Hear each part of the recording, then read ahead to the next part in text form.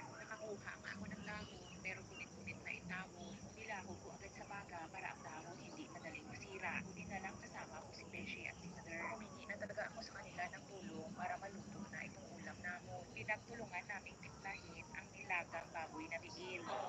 At ayun, ang kapal pa ng asyendera, nakapagtipis na. Nang matikman ko itong nilaga, sabi ko kulang sa asim ang timpla. Kaya dinagdagan ko ng sinigang mix para sumarap ang lasa. May nilagay pala ako dyan sa labi ko dahil nung tinikman ko ang sabaw ako'y napasok. In fairness, napaka-effective na wala kaagad ang hapdo sa aking mga bibig. Pinainit ko rin pala itong soba na niluto namin sa pamilya ko.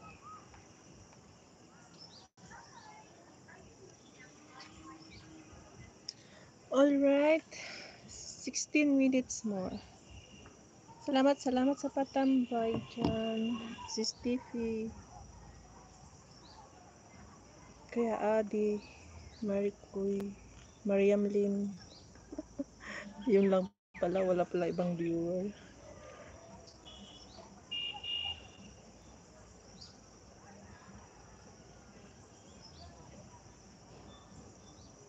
Pag linggo pala wala akong viewer. Pag ibang araw mayroon. Basta ganitong oras ako nag-live.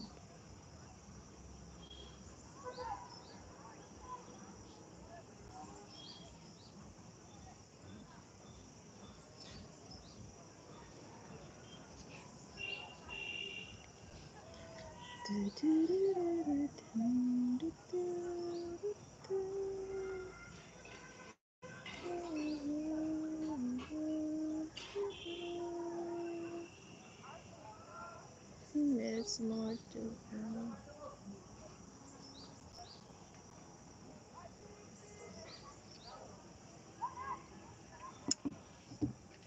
So, okay lang siya.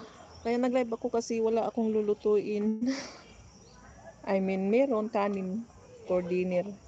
Kasi maraming tira na vegetable curry, fish. Kaya no need to cook. No need to cook na daw. Wala namang kumakain. Ako lang. Yung anak ko yung kumain, Marte. Kaya walang lulutuin. Five Eyes, thanks for joining.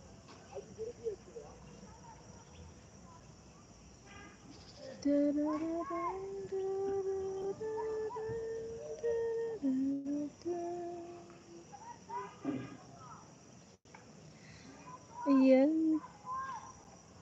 Palamig na ang simoy ng hangin. Palatandaan na ito ay malapit ng Pasko. Sundown na pala. Ayan. Sunset na. Palubog na ang araw sa kanluran.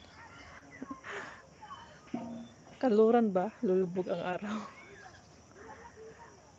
Ba't maliit siya dito sa screen ko? Ang laki naman dito. Malaki siya sa mga mata ko. Pero pagdating sa screen, ang liit.